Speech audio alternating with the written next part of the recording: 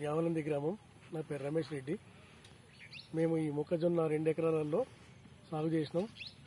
గత ఈ వారం రోజుల నుంచి వర్షాల కారణంగా ఈ మొక్కలు ఇప్పుడు తడుస్తూనే ఉన్నాయి.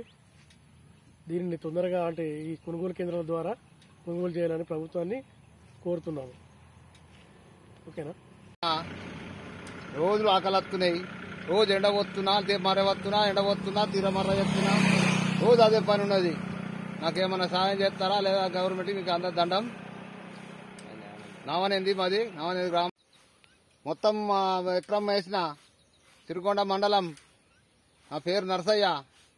అంతా నానిపోతున్నాయి, లాకలు వచ్చినాయి. మొత్తం ఎక్కడెక్కడ అవుతున్నాయి.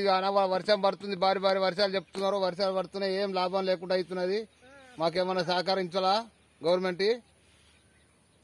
నీకు దండం. లాభం లేదు, మాకు ఏం లేదు. ఎట్లా చేస్తామో ఏమో. ఈ పని అంతా వ్యవసాయం అంతా గంగలో పోతున్నది. ఇంత తిప్పలు పడ్డా లాభం లేదు. రోజు మర్ర పట్టుడు, తీరా ఇక్కడ వేసుడు, అక్కడ వేసుడు, అన్నీ చేస్తున్నాం. ఇటు అటు మర్ర పడుతున్నాం, చేస్తున్నాం. లేదంటారు. ఇవి మాకు లేట్ లేకుంటే ఎట్లా బతకాలా మేము? ఇంత కైకిలు 1000 రూపాయలు కైకిలు పెట్టుకొని తొందరగా కొనాలా.